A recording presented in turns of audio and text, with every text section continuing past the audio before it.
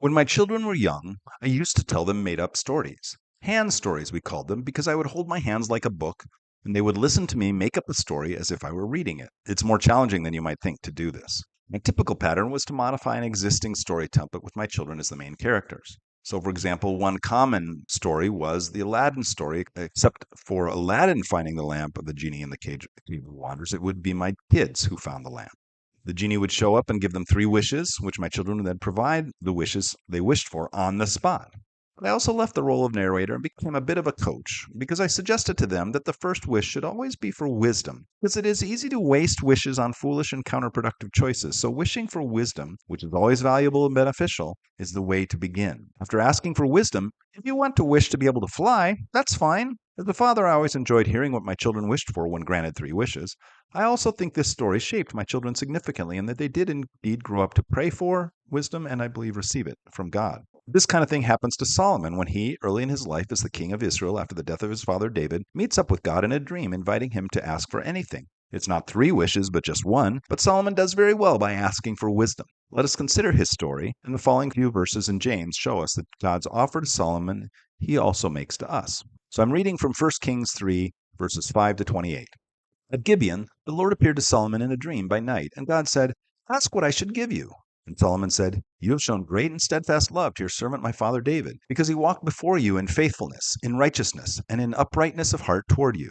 And you have kept for him this great and steadfast love, and have given him a son to sit on his throne today. And now, O Lord my God, you have made your servant king in place of my father David. Although I am only a little child, I do not know how to go out or come in. And your servant is in the midst of a people whom you have chosen, a great people, so numerous they cannot be numbered or counted. Give your servant, therefore, an understanding mind to govern your people, able to discern between good and evil. For who can govern this, your great people?" It pleased the Lord that Solomon had asked this. God said to him, "Because you have asked this, and not have asked for yourself long life or riches, or for the life of your enemies, but have asked for yourself understanding to discern what is right, I now do according to your word. Indeed, I give you a wise and discerning mind. No one like you has been before you, and no one like you shall arise after you. I give you also what you have not asked, both riches and honor all your life. No other king shall compare with you. If you walk in my ways, keeping my statutes and my commandments, as your father David walked, I will lengthen your life." Then Solomon awoke. It had been a dream. He came to Jerusalem, where he stood before the ark of the covenant of the Lord. He offered up burnt offerings and offerings of well-being, and he provided a feast for all his servants. Later, two women who were prostitutes came to the king and stood before him. One woman said, "Please, my lord, this woman and I live in the same house, and I gave birth while she was in the house. Then on the third day after I gave birth, this woman also gave birth. We were together. There was no one else in the house. Only the two of us were in the house. Then this woman's son died in the night because she lay on him. She got up in the middle of the night and took my son from beside me while your servant slept. She laid him at her breast and laid her dead son at my breast. When I rose in the morning to nurse my son, I saw that he was dead. But when I looked at him closely, I realized this was not the son that I had born." But the other woman said, "No, the living son is mine, and the dead son is yours." The first said, "No, the dead son is yours, and the living son is mine." So they argued before the king. Then the king said, "One says, 'This is my son that is alive, and your son is dead,' while the other says, 'Not so, your son is dead, and my son is the living one.'" So the king said, "Bring me a sword." And they brought a sword before the king. The king said, "Divide the living boy in two, then give one half to one and one half to the other." The woman whose son was alive said to the king, because compassion for her son burned within her, "Please, my lord, give her the living boy. Certainly do not kill him." The other said, "It shall be neither mine nor yours. Divide it." Then the king responded, "Give the first woman the living boy. Do not kill him. She is his mother." All Israel heard of the judgment that the king had rendered, and they stood in awe of the king because they perceived that the wisdom of God was in him to execute justice. Reading from James chapter 1, verses 5 through 8. "If any of you is lacking in wisdom, ask God, who gives to all generously and ungrudgingly, and it will be given you. But ask in faith, never doubting, for the one who doubts is like a wave of the sea driven and tossed by the wind. The doubter, being double-minded and unstable in every way, must not expect to receive anything from the Lord." Now, at the opening of this passage, we don't know what Solomon knows about God. To Solomon, God is primarily his daddy's God. But when Solomon becomes king, God adopts him and becomes God and Father by offering him anything he wants. God would have answered Solomon's request for his own needs, things any king would reasonably worry about, like wealth and security and long life. But instead, Solomon is eager to be a good king and knows he needs wisdom because of the large responsibility that has fallen on his shoulders. Solomon's wise request for wisdom pleased the Lord. You can never have too much wisdom, especially when asking for wisdom to lead God's people well. Solomon speaks about himself as a little child, but it's the people as God's great people. He grew up in a palace and the king's favored son, but it didn't go to his head because he still saw himself as a servant of the people of God. Another oddity of this passage is that God came to Solomon in a dream and promised him wisdom.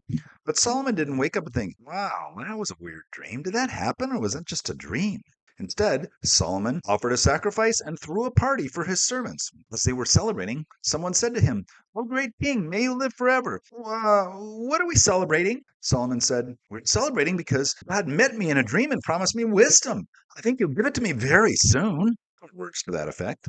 Solomon is willing to celebrate the promise God made to him before it was evidently granted. God gave his promise to Solomon in a dream, and yet he didn't doubt it. To be honest, if I had received such a promise in a dream, I might wait to see if it had come through before I let it be known to anybody that I had received this promise from God. I mean, just to be sure, it was a dream after all. Now, the second part of this story is impressive.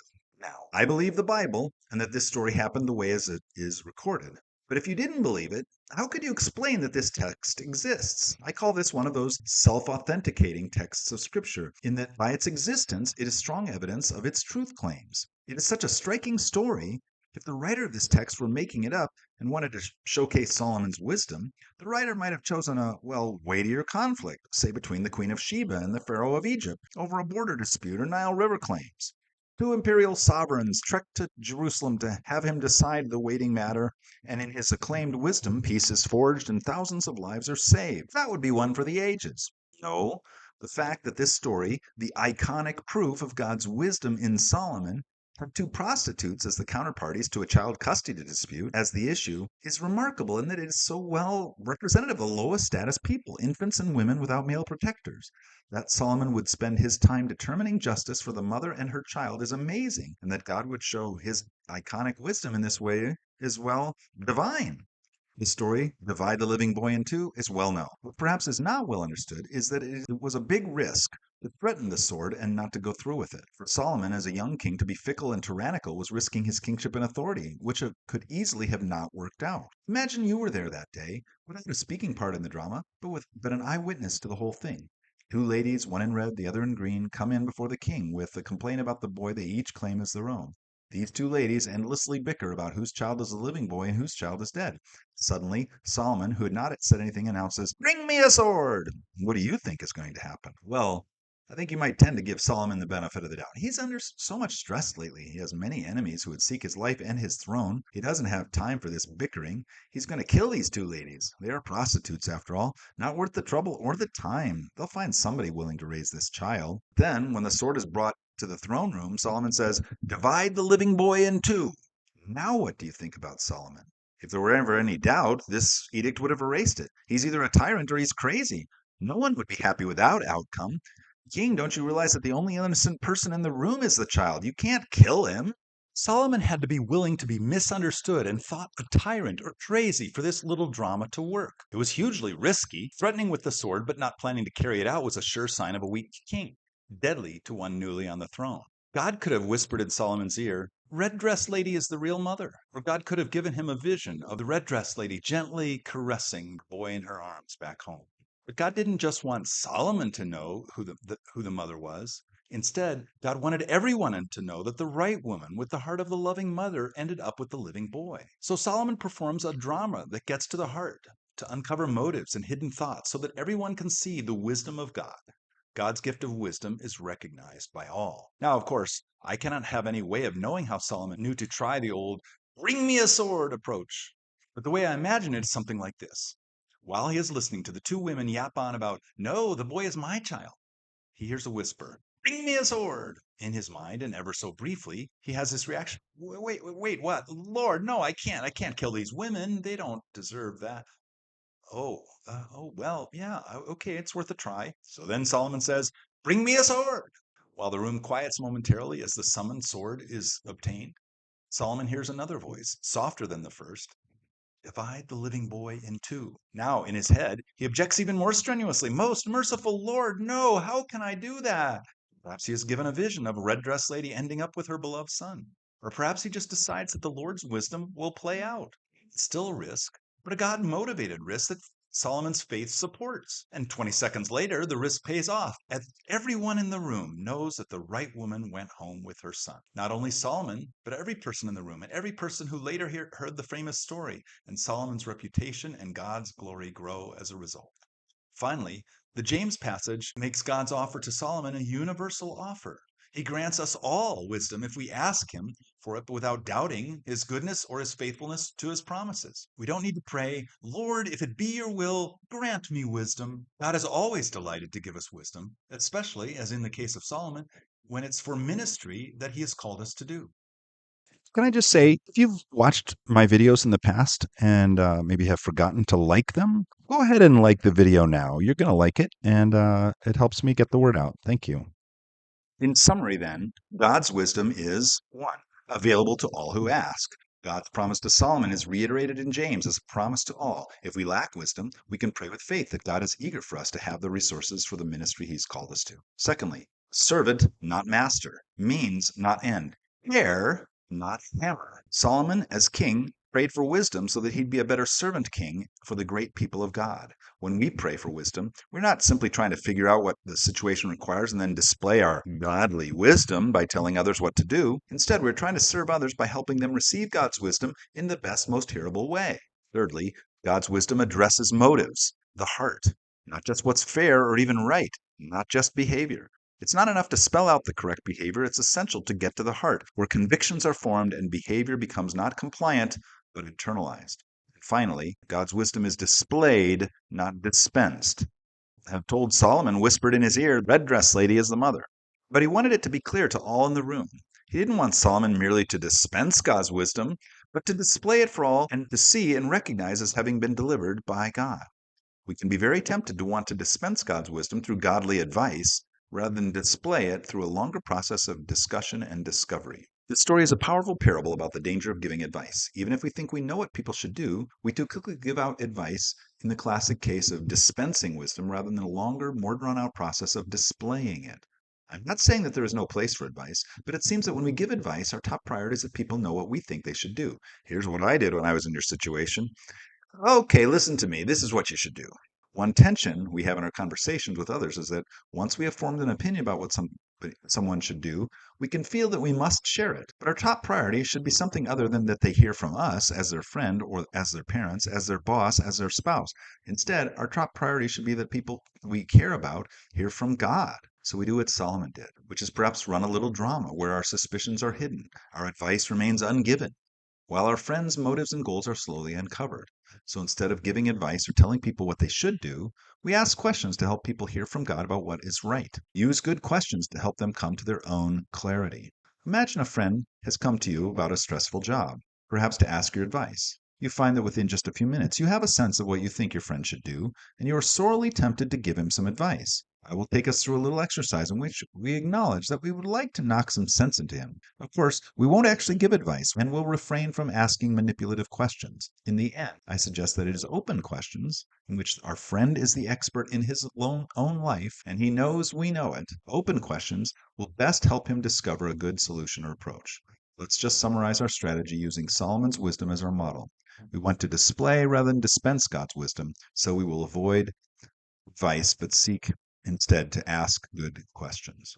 Here's a summary of our conversation with a friend looking for a new job.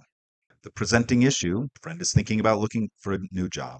What does the person seek? They seek your advice about how long he should stay in his current frustrating and stress-producing job. What concerns do you have? You know his current job is frustrating, but you're aware of its character and growth opportunities. You aren't convinced that he should leave his job right now. Advice you'd just love to give. Don't quit your job yet. You haven't learned all you can through it, and your perseverance will be rewarded. Closed, i.e., bad, questions you'd be tempted to ask. In the past, have you quit jobs quickly when they become the least bit frustrating? What does it say about you that you don't want to stay in this job? Open questions that would help him better to understand his own motives and priorities. How is God teaching you in your current job? How do your current stresses help you depend on God? How do they hinder your dependence on God? What near-term goals can you work toward to help you learn and benefit from your current job? When would be a realistic time frame to consider leaving?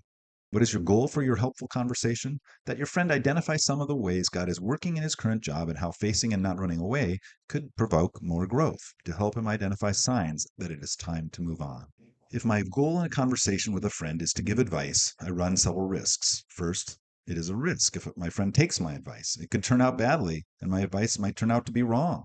Second, it's a risk if my friend doesn't take my advice. It could strain our relationship in the future. Even if I wouldn't see it that way, my friend might. On the other hand, if my goal is to have a helpful conversation, my friend owns the result. He or she hasn't been manipulated by advice or entrapping questions.